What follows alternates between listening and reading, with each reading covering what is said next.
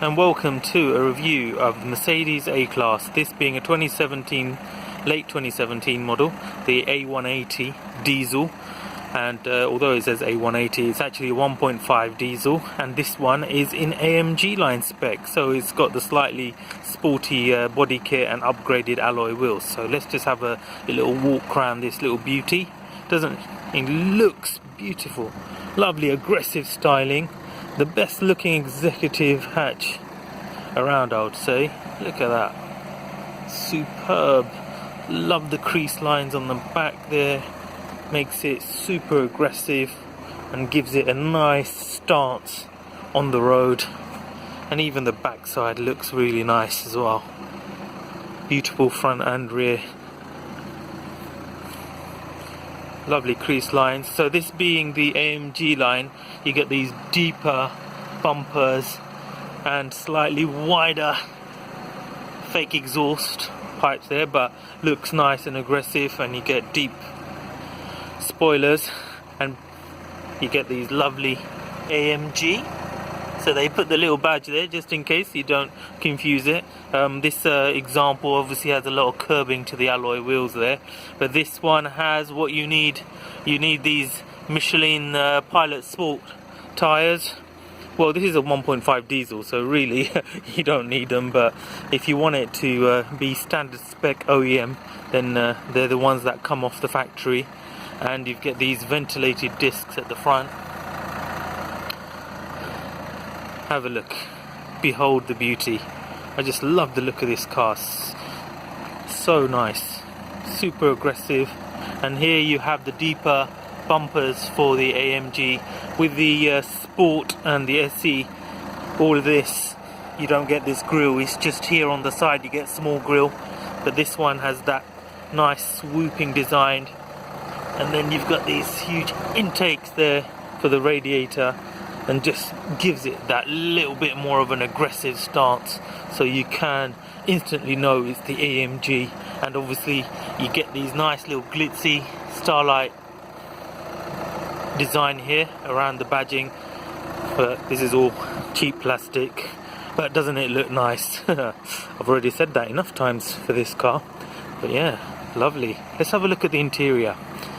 So with this, what's the difference between this and the normal Sport or SE? Well, one of the main differences is you get these nice fixed headrest sport seats. So it's got the Artico leather with the Alcantara trim in the middle, and importantly you've got these extending under thigh support.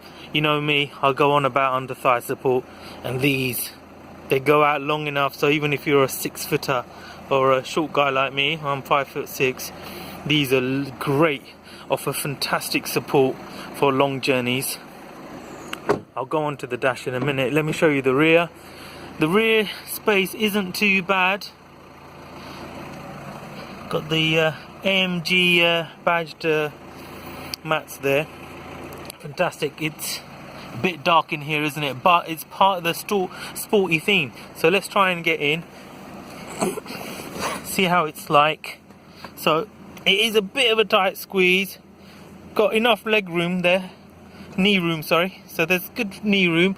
Headroom is quite good, but if you got 3 people, what happens here is this curves in. So because it's a dark interior, can't see it properly, but this curves in quite a bit. So if you do have 3 people, the outside people probably bang their head against the handles there. And if you're a little kid, the downside to having these sport seats and the fixed headrest is you just literally just get this little letterbox view, and that's it, is obscured. But we're gonna get to the front and look at that lovely steering wheel. Yeah, so yeah, it's alright. And the hump is quite high, so you have to get a bit friendly if you're in the middle. It's not too bad, it's not that raised, so sitting in the middle isn't too bad. But really, with these cars, how many people really have adults going in the back? They don't, do they? It's usually little kids, and for little kids this is fantastic.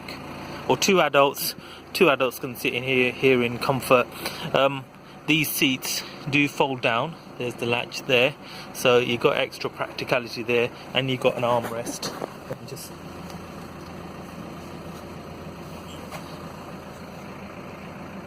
Okay, I'll pause the video because I thought that you have an armrest. You don't. There you go. That's a bit disappointing, but anyway, nice. Let's have a look at the boot.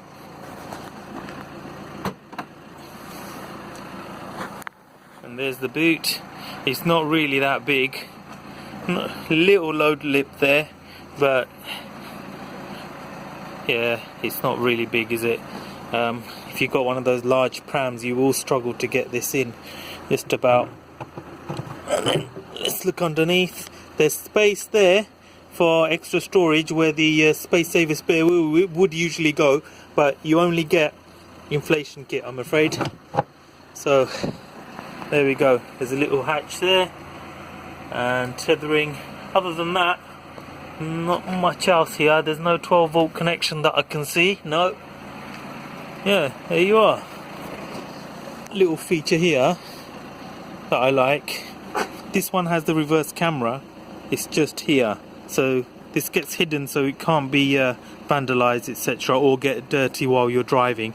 So it only pops out once you put the reverse gearbox into reverse. So that's really good. So it keeps the lens clean.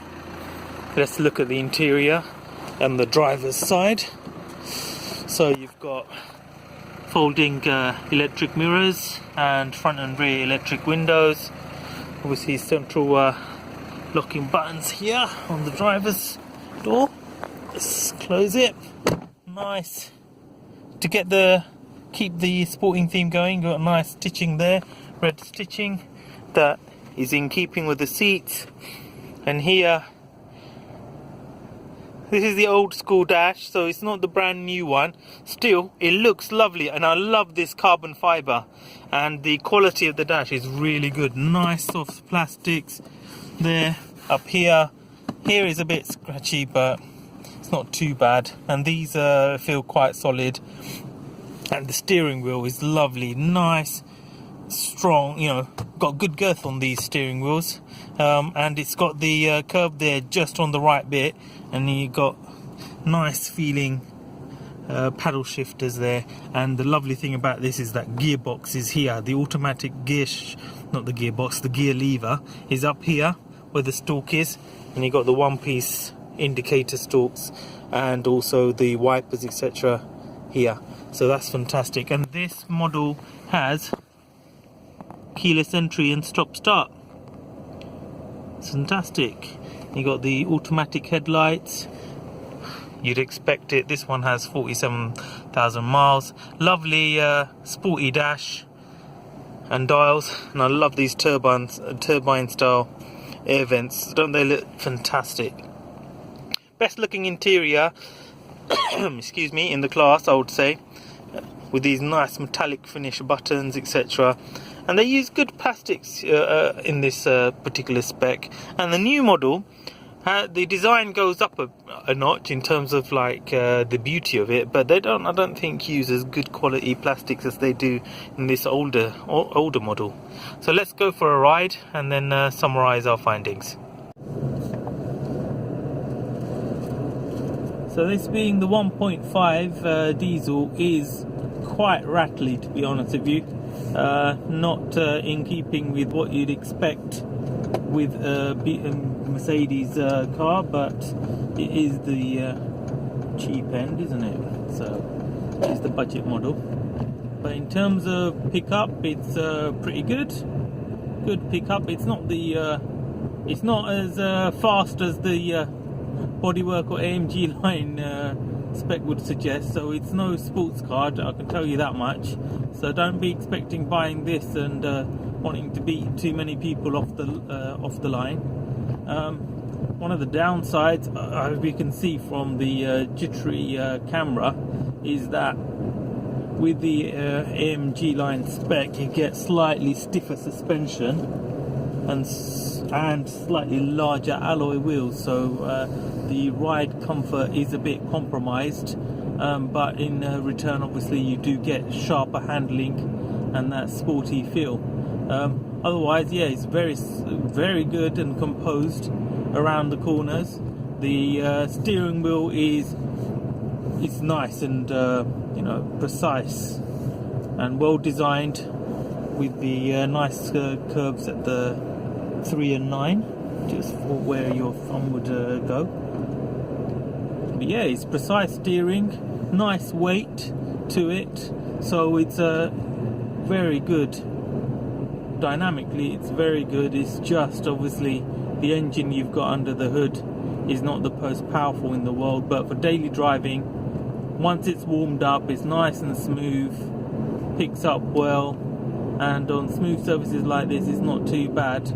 But really, if you're into comfort, then I would suggest you do try and go for the SE or sports spec version of this A-Class, which should offer you a more compliant ride and more comfortable ride, although the trade-off again is the fact that it won't be as sharp to drive, especially if you want something with a little bit more sporty dynamics involved.